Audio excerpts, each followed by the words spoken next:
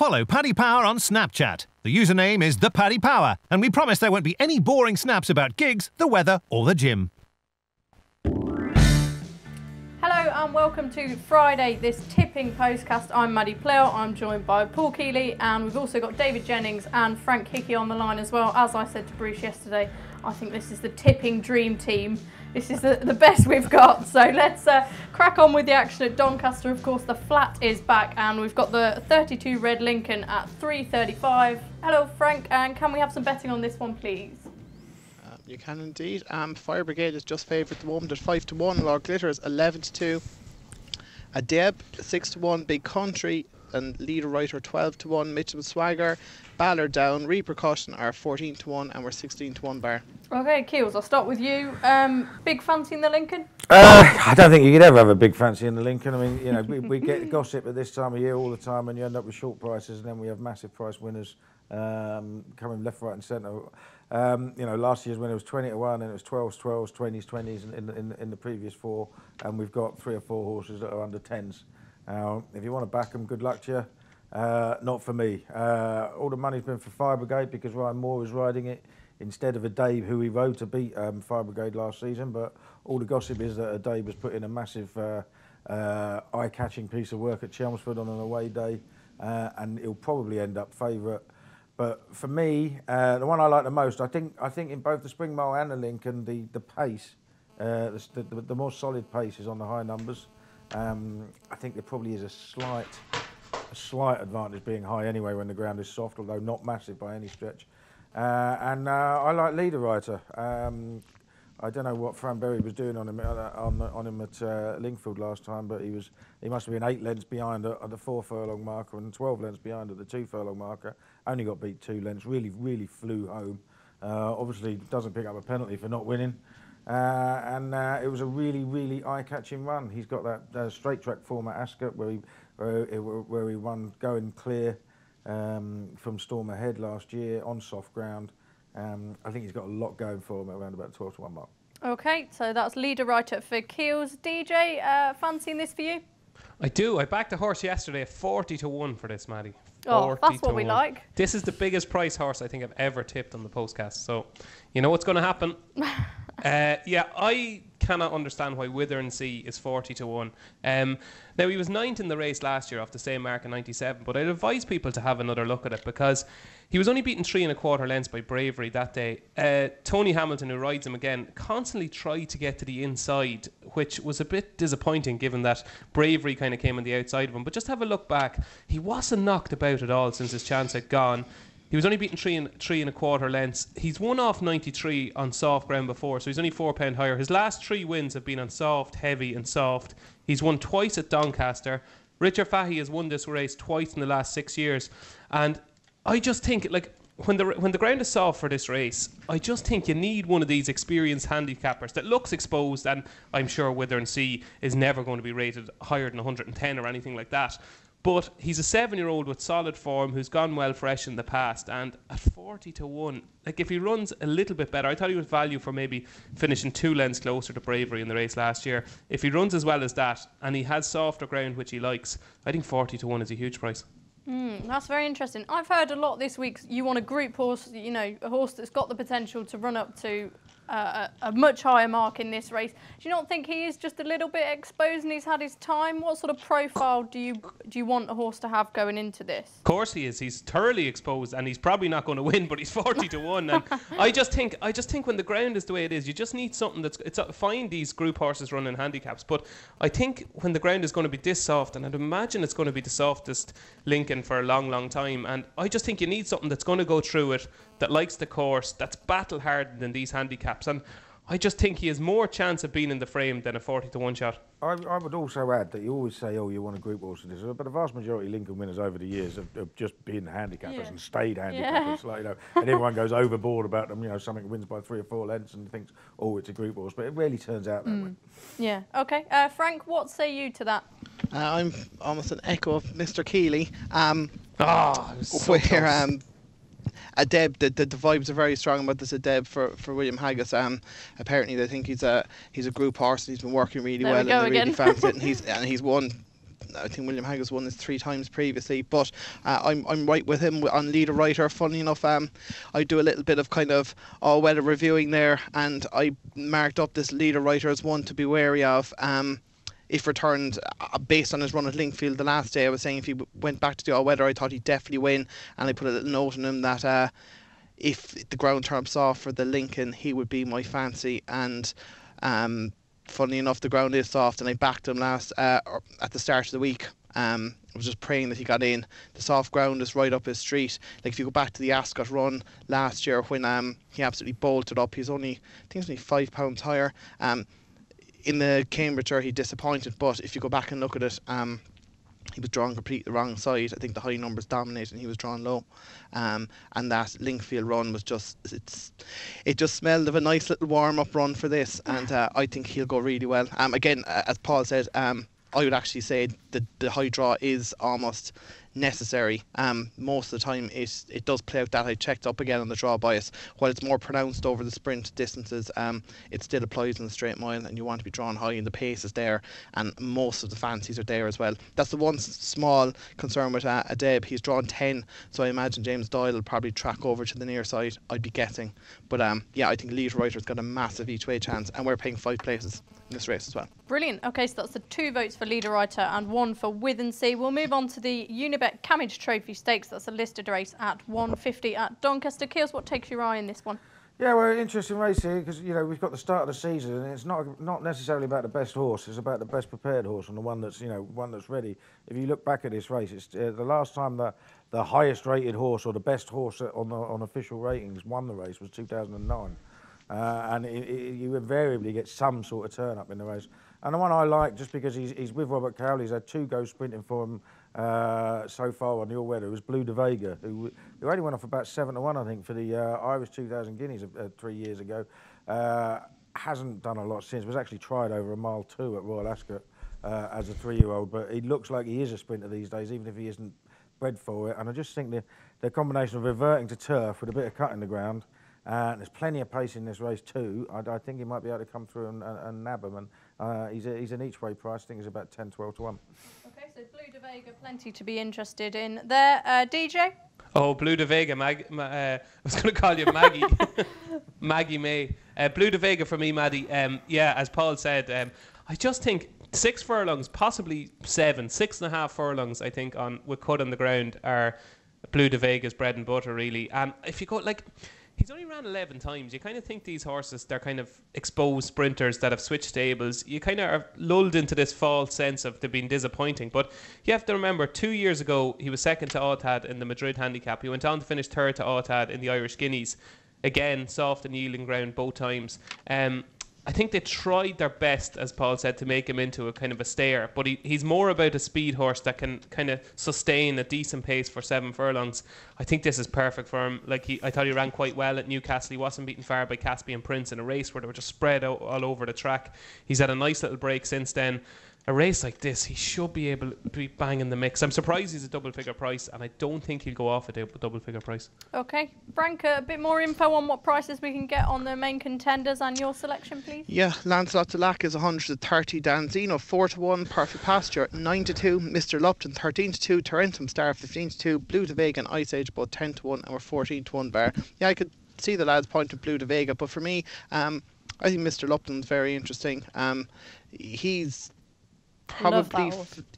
probably flash deceive on occasion, but there was times last year when you felt there was a big race in him. I think he was in a decent handicap at York in his last run when he got absolutely mullered maybe about just outside the furlong, and he was beaten 3.5 lengths, and you felt that race probably got away from him. He smashed that day as well. I think he was 12 the day before, and he was backed into 11-2. He's won at Doncaster previously. He was beaten by Gifted Master here in a conditions race last year over 6-2, and there's some form there. I think a flat track perhaps suits him best, like Doncaster, York, Windsor, and where he's run well. He's won at Newmarket as well, but at his peak, this horse was rated 113 only 9 months ago. While you would say off a mark of 104, you'd be saying others are better treated here, but I think at his best he can run to 110, and if he runs anywhere near that, I think he's bound to be in the frame. And I think we're 13-2 and he was the biggest 7 out there. He's definitely an each way play for me. Okay, Mr. Lupton, he's been one of my cliff horses, so I think I'll be steering away from him, but he is a good horse on his day. The 225 is the 32red.com Spring Mile Handicap. Frank, your prices, please. Yeah. Tack Deer is 7-2. Original Choice 5-1. What's the Story 6-1. Kinrin 10-1. Sir Roderick 12s. Apex King, Kimrig Bounty and Humbert are 14-1, and we're 16-1 bar. Okay, brilliant. And takes away, you go first this time. Yeah, I'm going to throw 2 darts at this. One is just a big price horse called Titus that used to be with Dermot Wells, an ex-Aga Khan horse. He won a maiden first time out at Leopardstown at the back end of 2016. He beat Venice Beach, form now that doesn't look too bad. But of course, everyone knows Dermot Wells' stable was really struggling. I think they had a virus last year, and nothing, like, he never really got going. And this horse, I think they thought he was a group horse in the making. He just really disappointed. And even the last run there was a small bit of hope in there when he was running off 90 at Leopardstown. He finished 5th. Now he's beaten 6 lengths. But he's moved to Declan Carroll. They bought him for 47,000 guineas. He's got dropped another £3 to 87. And you just feel that the fact that the Wellyar was so out of form last year and the Switcher stable could revitalise him. I'd be surprised if he doesn't end up far better than 87. He's drawn 17 as well, so I thought that was a massive positive. And like, he's 25-1. I thought he was worth a few quid each way. But the one I really like is Keith Dalglish's horse. What's the Story? Ryan Moore is on board here, which is obviously a sign of intent. He's drawn 15 again, which is a positive, I think. And you only have to go back to last November. He ran here over 7 furlongs off the mark of 84. He's £9 here off 93. But that day, he absolutely cruised through the race and won it very easily, which suggests he's probably a 100 horse at least in the making. He had a nice little spin at Newcastle last time where I'd say he just hit the front inside the final furlong, but his run flattened out a little bit, which suggests he probably come on for the run. I'd say this has been the target. The early season target for him. 6-1, I think that's a fair price. I think he'll go close. Okay, so the 2 darts for Frank. DJ? Neither of Frank's darts. I'm going to side with Original Choice for William Haggis. Won first time out last season, albeit only a handicap at Wolverhampton, but has gradually progressed since, and the Lincoln form will be on offer here, as he was just beaten ahead by Fire Brigade at Haydock in the middle of last summer. I thought it probably should have won its final start at Haydock. It was just beaten a short head by Century Dream, kind of rallied towards the finish, was up in another stride. That was off a mark of 92. It's only £2 higher now. That was on heavy ground. No problem with conditions. I just think it's a typical kind of William Haggis improving 4-year-old that I think it'll probably end up being rated 3 figures at the end of the season. 6-1 each way, I think, is decent value. I can't see him finishing out the first 3. Can't see him finishing out the first 3.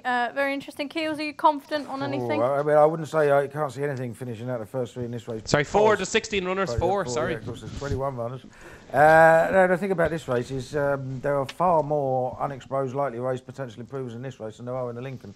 And you know, we've got the one the market's been all over since the decks were made is John Gosden's Tack Deer, who hasn't been seen for 692 days, but beat prize money last time he ran, and prize money is now rated 115, and Tack Deer was 95. Now, obviously, he's been off for an absolute age, and he's 5-1 favourite, and you would wonder, unless he's like super fragile, which obviously he must be because he hasn't run that often. You would have thought Gosden would have made some effort to actually get him into the Lincoln.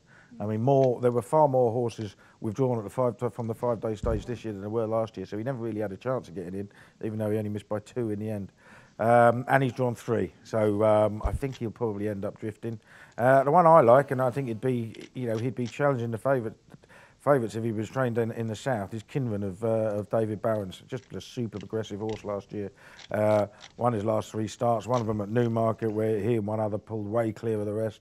And then he won that straight mile final at Redcar on soft ground, and he just went clear and won very, very easily. He will track the pace. He'll be up with it somewhere from a high draw, and I think he has to go well. Oh, so it's one of those you think if it was trained by anyone else, then yeah, it's one of those. You've got Gosden's, you've got Haggis's, and you've got Ryan Moore riding for Keith Dalglish. And then you've got a David Barron horse who just looked super progressive, just looked really good. He's got his conditions. I think he has to go well. Okay, so he's perhaps a bit of a dark horse. At 3 o'clock, we have the Unibet Doncaster Mile Stakes. Of course, that's the next listed race on the card. Frank, any betting on this one?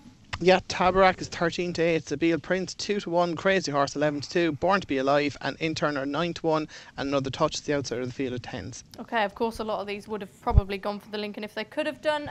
Frank, any thoughts? Yeah, I thought Zabeel Prince was very interesting. I thought he'd probably go off Fav. Like Crazy Horse only had the one run last year. I'd say when that market's reassessed later on, he'll be a fair bit bigger price. But Zabeel, like Tabarak is a solid one, but he's conceding a £3 penalty here. And Zabeel Prince, of course, if you go back, he absolutely bolted up in the York Handicap last October, I think, off a market 96. And you just thought this is a group horse in the making. He went to the Balmoral, and I think I remember Paul putting up a stat about variant horses under a penalty that had a desperate record, and he disappointed. Now, he went off 4-1-5 that day, but he ran, I think, finished 11th, but he'd only had like 5 runs last year, and I think there's plenty more to come from him. And at 2-1, and that's a very fair price. I could see him going off closer, 6-4 or 11-8. Okay, so ignore that last run, and Zabeel Prince is really eye-catching horse. DJ? Yeah, I was fancying Zabeel Prince for the Lincoln earlier on in the week. I don't know why he's not running it. Any ideas, Frank? I have no idea. Maybe this is probably a soft enough looking race to pick up, isn't it? It's a third of the prize money, which I just thought he'd a cracking chance in the Lincoln. And with that in mind, he has to have a cracking chance here. Yeah, he'll handle the ground fine, and just a real progressive sort. Like Frank said, I thought he'd go off close enough to even money come the off. If he's in the same form as he was in when he beat Bravery at York in October, I'm sure he's going to be very hard to beat. Now, I know Richard Hammond absolutely loves Tabarak Keels, and he says that he's a really admirable, great horse, really consistent. Are you taking him on? I'm not sure he wants a real strong test in soft ground at a mile, to be honest. He stays a mile well enough, obviously, but I wouldn't be with him, and I can see where everyone's coming from Zabeel Prince, but to me, I just think it's more open than the betting suggests. These horses have still got to prove their listed class and group class, and if they don't, I think the complete rag, Another Touch, is quite interesting. I was gonna back him for the Lincoln, but saw that he was in this. He's run 3 times in Maidan, so he's hard fit. He only really ran well once there, but he was running in races that he couldn't really win. And his best form last year came in soft ground mile race at Pontefract, when he beat a load of horses rated much higher than him. And he, small field, soft ground, he can do it again at a price. I was looking at some stats for the Lincoln, and actually lots of horses that go to Maidan and don't have much luck actually do really well in that race. So I'm sure on the card in general, it'll probably be good to have that bit of a fitness edge. Moving on to the rest at Doncaster, has anyone got any strong fancies that isn't your best bet? DJ, I'll go to you first this time.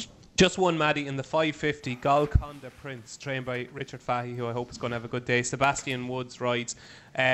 If you get a chance, just have a look back at its most recent effort at Wolverhampton. I think it was in late February. Well enough back that day, and just looked like it was just a pipe opener for the season. He's down to mark of 60. Like, he's ran really, really well in kind of better races than this last season. Like, he's finished second. He was second one day at Carlisle off 63 in a better race. Second off 65 at Musselburgh soft ground. He'll cope with the ground. Off 60 with Sebastian Woods taking off £3. That puts him off 57. I think off that mark, Golconda Prince should be bang there in the finale. Okay, brilliant. Keels is just having a look now, so I'll go straight over to Frank. I just have one. This probably be a massive price and probably run shite, but Zohar Van showing signs of life in Sutherland the last 2 runs, running on late in the day, particularly on his penultimate run. He won last April at Doncaster over 7 furlongs, run really well as well. And that was off a mark of 80. He's down to 69 here, and he's stepping up in trip. I don't know much about the young apprentice jockey, but strictly on ratings and the fact he was showing a bit of life the last twice, I thought he might have an each way squeak. I'd imagine he could be 16 or 20 to 1 at least, and the Yard won a division of this in 2016, Keith Dalglish. So yeah, I thought he might have a squeak at a big price. Okay, is a big price, Keels? No, 2 maidens and 2 56 to 70 handicaps. I fell asleep trying, to be honest, so no, we'll leave them. We'll leave them alone. Right, it's competition time now. Congrats to Chris from Northern Ireland, who is the winner of this week's £25 free bet from Paddy Power. There'll be another chance to win on Monday. Success ain't earned, it's bought. That's why at Paddy Power, we paid the big bucks for the best tech nerds in the world to develop our new, fastest ever app. Download the new app from the App Store or Play Store now. 18 plus, begambleaware.org. Okay, welcome back to this Friday tipping postcast. We're going back to the jumps now, which is Newbury at ITV4, on ITV4, of course. So if you're still in jumps mode, then this will perhaps be the one for you. At 2:05, we have The Insure with Be Wise at Handicap Chase. Frank, have you got any betting on this contest for us? Yeah, Amora Lato's 11-4. What's his name? 7-2. Shanro Santos, Thomas Patrick, both 5-1. Dawson City 8-1 and Tens Bar. Okay, so I noticed this the other day. This Amora Lato is coming from a massive absence. Is that a worry for you, Frank? Yeah, and the other issue would be that the Skeleton Yard aren't in exactly the best of form either. They're struggling for winners, and off the back of the absence, while his mark does look attractive, I wouldn't be overly keen on him at 11-4. I'm willing to give one a go at a big price. It's actually nearly the rag of the field, and that's Coolog. Now, his form this year has been pretty poor, but Charlie Lawson's had 3 winners in the last 2 weeks, and this horse had a wind up since last seen at Donny. He's also dropped to a mark of 133. Now, he's only 9, so it couldn't be that he's completely gone at the game, and you'd be hoping that the wind up will revitalise him. Like, he won at Cheltenham in, I think, October 2016 off a mark of 140, and was running off marks in the mid-140s only 12 months ago. So, if the wind up does the trick, I think he can definitely outrun his odds, and if the 8 stand their ground, I'd probably have a small each way betting him. I think he's won at the track as well. I'm not too sure. Maybe someone will have to correct me on that. He ran second there anyway last year, maybe won earlier, but he's definitely run well there before. Yeah, okay, brilliant. And DJ? Yeah, I'm going to go for one at a bit of a price here as well. Lower Hope Dandy for Venetia Williams. I think they're coming back into form, Venetia. I think 3 of her last 8 have won. So that's certainly good to see. And she's had a few that have run well, just been beaten. Subcontinent ran well the other day. Just with Lower Hope Dandy, I just think this is his time of year. I know he's an 11-year-old, but his 3 wins have been in May, April and March last season at Exeter. Quite likely race. It's only ran once in the last God knows how long, last year anyway. But I thought it shaped quite promisingly for a long time at Exeter on New Year's Day. Like, it was on front, I think, jumping the second last. It ended up being beaten 30 lengths, but that doesn't tell a true story. It just got really, really tired. It seems to be that he just comes alive at this time of the season, and with Venetia's back in form, track like Newbury should be fine. It'll be a bit of a price. I'm hoping for a double figure price on Lower Hope Dandy. Okay, brilliant. You mentioned Venetia. Of course, she's not had the good season we usually anticipate when the soft ground comes up, but she had a nice win with Cepage the other day at Kempton, so perhaps that's a changing of the guard, Keels. Yeah, I backed one of hers yesterday. It was beaten before the first fence. I couldn't believe it. I really fancy it. It would jump really well. You know, so I don't know. She has a season like she's had this God, year, yeah. It's been very poor, but I wouldn't be 100% sure they're all okay. It looked like, is that Ciroc? Yeah. Ciroc. It looked like something happened at the start, like it didn't want to move. Yeah. It was just beaten before the first. I couldn't believe it. Like, I put a bet on it as well. Anyway, this race, I mean, Frank sort of stole my thunder here, really, because if there's a race you want to back an outsider in, I mean, this has to be it. I mean, Amorolato's coming from a break. He never used to get the highest at his fences anyway. And Newbury's fences are probably the biggest in Britain. Same issues with what's his name, who is not the most fluent. Shanro Santos can't get out of his own way at most tracks. So it's interesting. The obvious solid one is Thomas Patrick, who just didn't stay 3 mile 6 at Exeter last time, and I think he's guaranteed to go close. But I mean, even when he won at Chepstow the time before, I think he traded at nearly 900 in running and only just got up. I think the trip will be perfect for him here, and he's the most likely winner. But Kulo, everything Frank said, his back form tells you that he's actually better than this lot if he comes back to it. And if you're going to take a chance on something in a wind up, then do it at 10, 12, 14 to 1 or bigger. Okay, so we'll all be trying to get a big price on Kulug for that. At 240, it's the Be Wiser Juvenile Handicap Hurdle. Frank, take it away with the show of betting. Yeah, Ostrac Noir is 15-8. Falcon Sun 3-1. Phoenix Dawn 5-1. Ulysses 8-1. Hulani and Mr. Chow 10-1, and we're 14 spar. Now, this favourite was a massive buzz horse before Cheltenham, of course. He didn't run in the end. Keels, do you think it's a simple case of he's going to win, he's the best horse, he's well handicapped? Yeah, I go...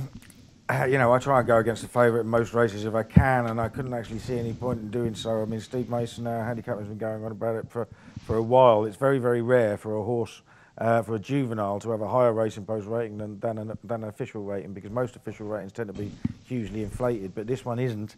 And he won so easily last time. I think he's going to be very, very hard to beat. Okay, nice and simple. DJ? Couldn't agree more. I think he's one of the most solid favourites of the day. Okay, so we've wrapped this one up nicely. Frank, anything to add? Oh no, this will just win. Okay, this will just win. Ostraka Lenoir. Probably pronounced that wrong. Evens tomorrow. Right. At 3:15, it's the EBF and TBA Mares National Novices Hurdle finale. Of course, a race that always throws up a good finish and a good mare. Frank, how do they bet? Yeah, Petticoat Tails is our favourite at the moment, 11-2. If you say run, 13-2, Kalahari Queen, 15-2, Midnight Tune and Oscar Rose and Sunshade are all 8-1, and we're 12-1 bar. Okay, surprised a few of them, the likes of Midnight Tune, such a big price. Keels, kick us off with this Yeah, one? well, this is the complete opposite to the previous race, isn't it? I mean, I reckon if you put 8 odds compilers in separate rooms so they couldn't see each other, they would all come up with a completely different tissue. You know, it's just one of those races, almost like a bumper where all the horses have, none of them have run against each other, and it's hard to pull the strands of form together. So it's a little bit of a guess up for me. The one I liked the most was Kalahari Queen. I just really loved the way she went about it. Last time just galloped and galloped and galloped, and is guaranteed to appreciate it another 2 furlongs on top. It is, you know, not really much more than a guess in this sort of race. So. I don't think we've seen the favourite that much, have we? Petticoat Tails. I know she had some good bumper form, but I'm not sure if she's raced that much. DJ? I'm going to give Sunshade another chance. I just think that race at Taunton, won by Maria's Benefit, it was like, you know when a horse can just go at a relentless gallop, a bit like on the Sow. Maria's Benefit done that, and Sunshade, who ideally, that was 2 miles at Taunton on, I think it was the day before New Year's Eve.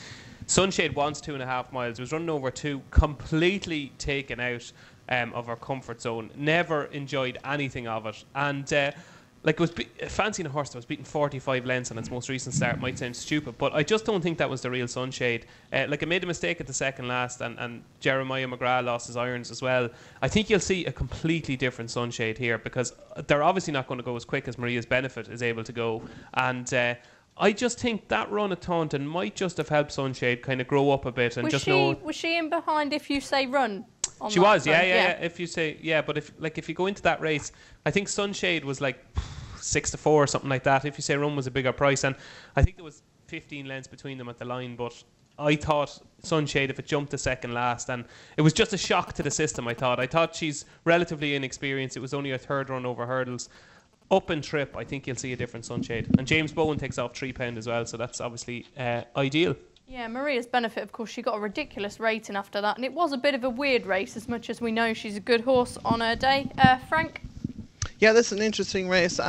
Case we made for plenty of him. What I want to mention is Jet Set of Charlie Longston. He's won this race twice in the past 3 years, and he's only had 2 runners in the past 3 years. We're 16-1. It's probably a fair each way bet.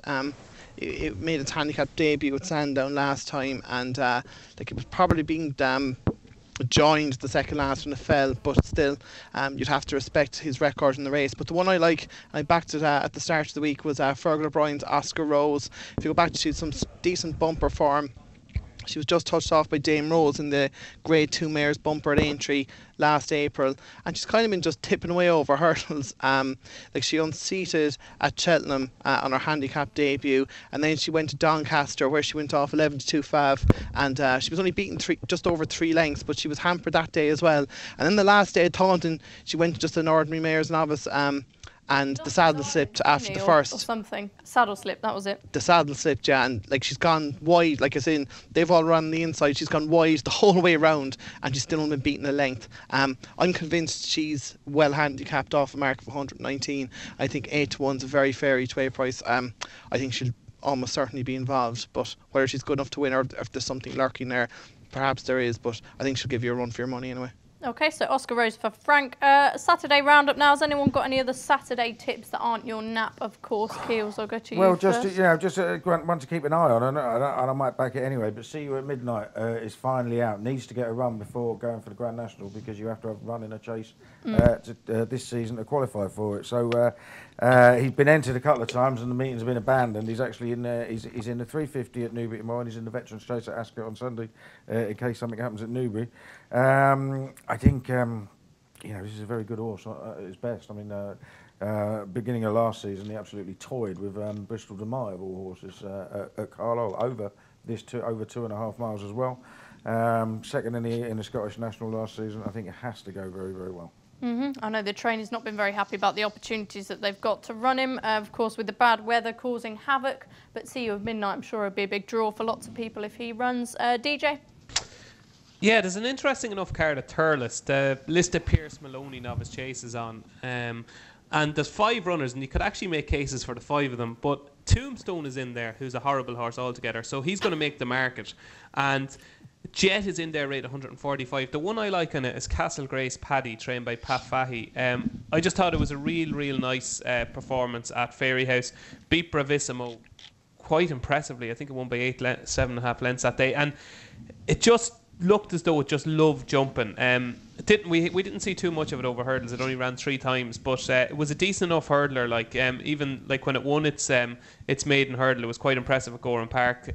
Won by a wide margin, and I have a feeling this Castle Grace Paddy is the type of horse that the rest of them are kind of higher profile, and they've been running great at races, and they're going to be put in shorter. I'd imagine Castle Grace Paddy will be put in a decent enough price, but will be backed. And yeah, I'm very interested in him, Castle Grace Paddy, in the 245 at Thurles. Excellent. Frank? Yeah, I agree with Paul, and See You at Midnight. Interesting to see him back. He's one that definitely could play a part in the Grand National. In the 425, it probably won't be much of a price, but that Pacific de Bon went off. I think he went off favourite at Cheltenham last time in the Ballymore trial, or he went off close to favourite. He was not. I think he was favourite in the morning. He drifted, but like he disappointed there. But he was very impressive first day out at Newbury, winning by 7 lengths easily enough. I think he'll win, and it'd be just interesting to see how in the 355 the maiden hurl at Thurles, Winter Soldier gets on. There's a few whispers about that earlier in the year that could be a supreme type horse, so it'll be just interesting to see how that goes.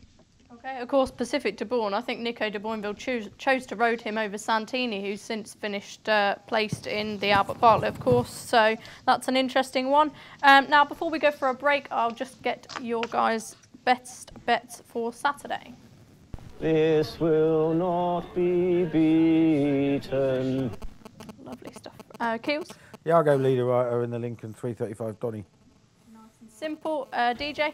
Lad of Luck 435 Banger. Okay, and Frank? I'll go with leader writer as well. I think it's got a massive chance in the Lincoln. Very, very confident. 2 votes for leader writer then. Join us after this. Check out Paddy's Rewards Club. Simply place 5 bets of £10 or more across any sport in a week, and you'll get a free £10 bet then next week. T&Cs apply. 18+. BeGambleAware.org. Welcome back to this Friday tipping postcast. We've covered Doncaster and Newbury. I'm Maddie Player. We've got Paul Keeley on the couch as well. David Jennings and Frank Hickey, of course, joining us as well. We're going to move on to Sunday now, and the Irish Turf flat season gets underway at Naas, of course. DJ and Frank, I just want to go to you before we get stuck into that and ask you for your best anti-post bet of the new Irish Turf flat season. Frank, I'll go to you first. I don't have anything I've backed anti-post for the turf, Maddie, to be honest. Nothing? Nothing, no. Okay. I won't mislead people by pretending I have one. So. Nice. Okay, maybe we'll ask you in a later on postcast. DJ, did you manage to pick anything out for us at all? Yeah, I was down with Aidan O'Brien for a feature there recently, and he's obviously got an incredible team. Like everybody seems to be talking about Amadeo Modiglani, and he seems to be the one that everybody is interested in, and he's obviously going to be exciting. I thought Gustav Klimt was probably the one to beat in the 2000 Guineas. Saxon Warrior as well. Yeah, Saxon Warrior is obviously very good. One of the ones that I think could be a little bit forgotten about in Ireland, and I think it could be a big player, especially with the ground the way it's likely to be in the Guineas, is Verbal Dexterity, who was 4th to Saxon Warrior in the Racing Post Trophy. Yeah, but it just... He never went a yard that day, did he? No, and the fact that he was only beaten 3.5 lengths, like he was slowly away, kind of veered left.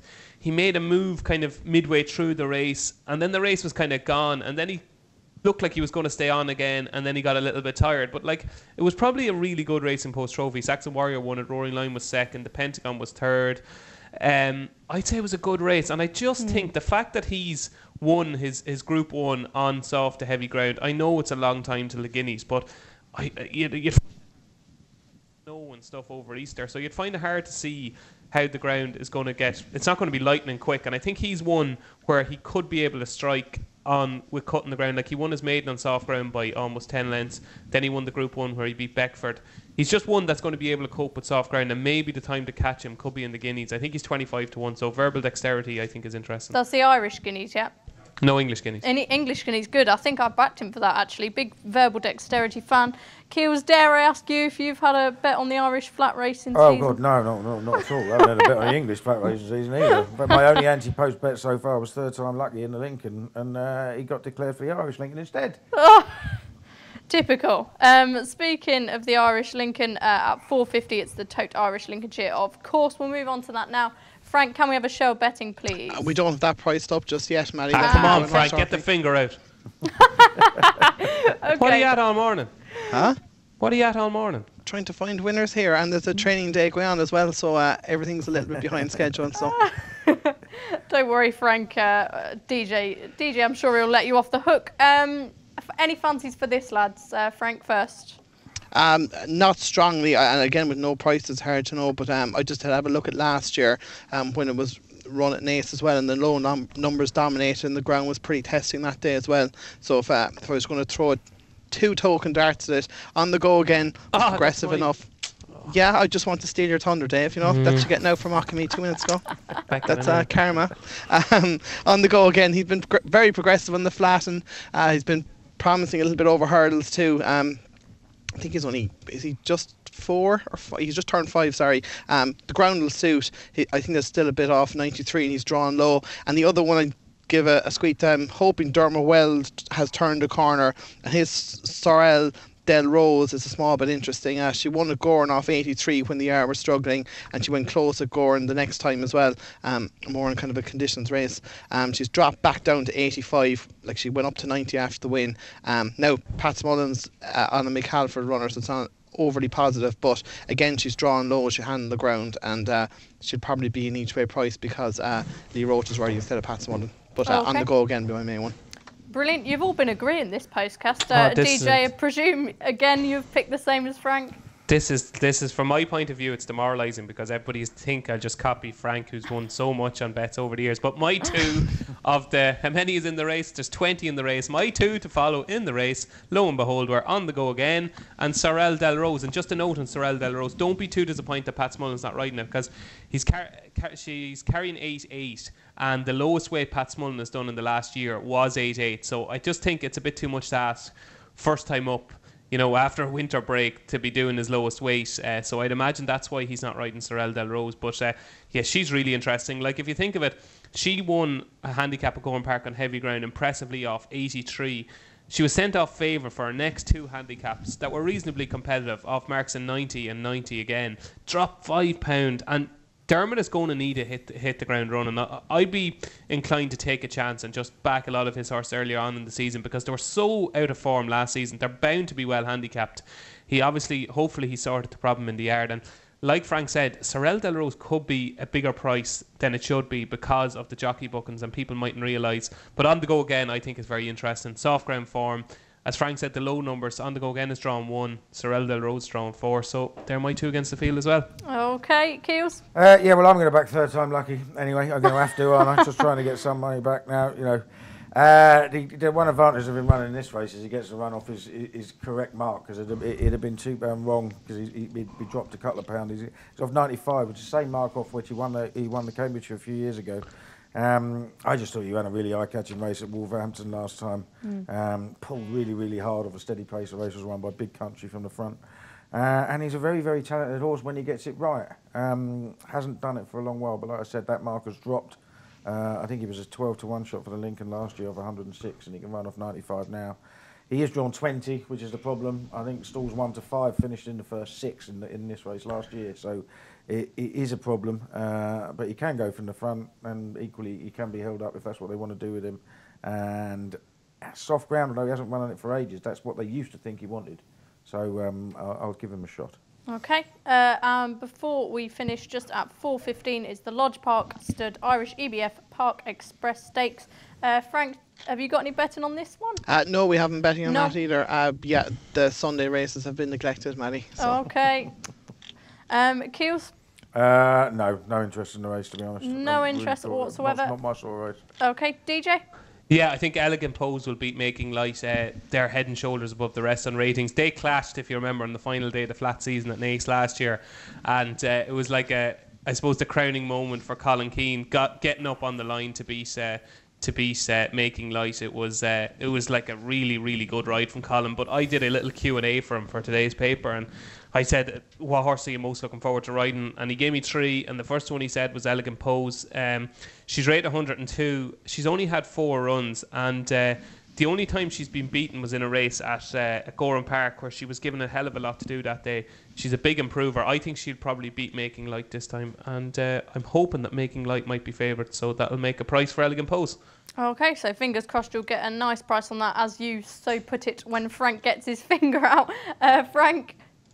I'd agree with what David said. They're very closely matched, and obviously that Leopardstown run and Making Light was ahead of Elegant Pose in that Goran run. But Elegant Pose has only had the 4 runs ever, while Making Light is a bit more exposed. I think she's had 8 runs. So yeah, I think Elegant Pose is probably just the one, but the 2 of them are miles clear. I'd be shocked if either of the 2 of them did win. But Elegant Pose for me. Okay, fantastic. Has anyone got anything else at Naas, or indeed anything on Sunday? Good cards at Doncaster and Ascot, and of course there's racing at Carlisle and Downpatrick too.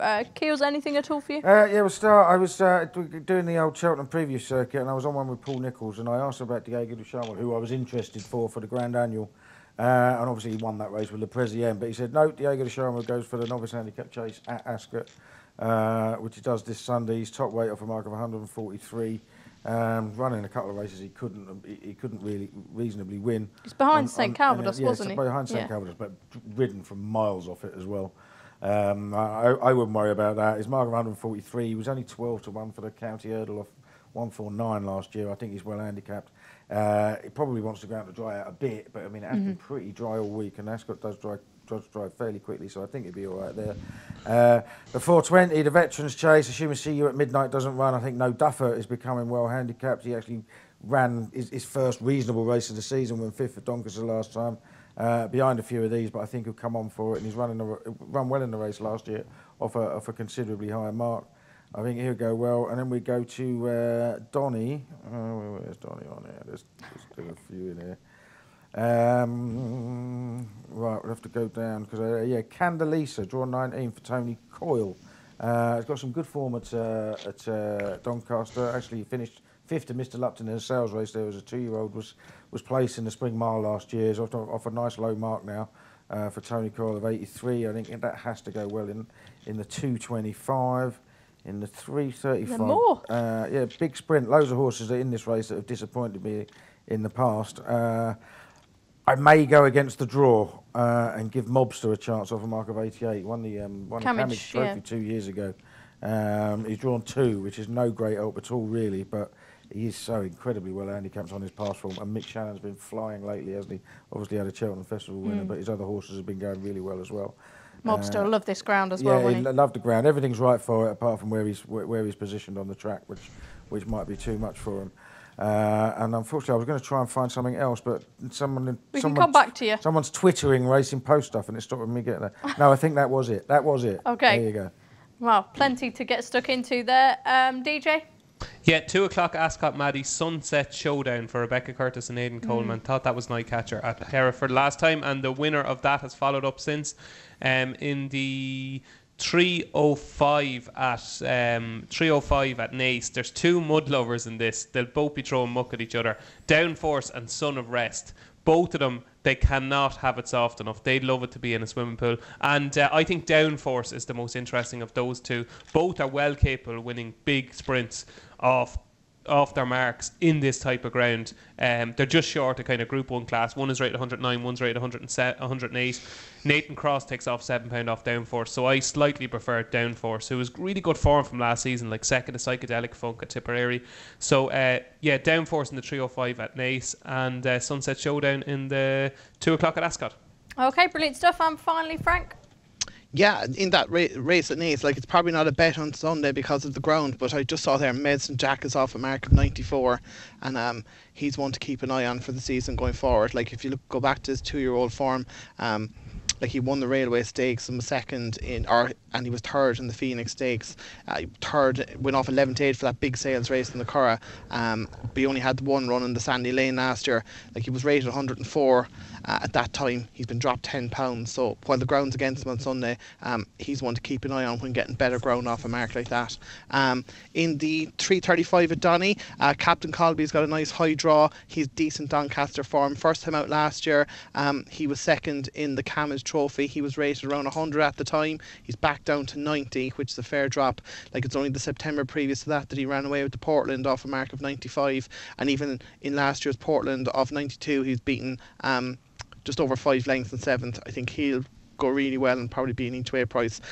And in the 2:35 Ascot, it's competitive juvenile hurdle, handicap hurdle. Night Destroyer was quietly fancied in a few places for the Fred Winter, and of course he fell after just 2 hurdles, and of course hampered my fancy for the race. But he might be worth giving a chance to at an each way price, because a few that'll be Paul Nichols, Mayasa and City Dreamer might be short in the betting, but this Night Destroyer might be a decent each way price against them.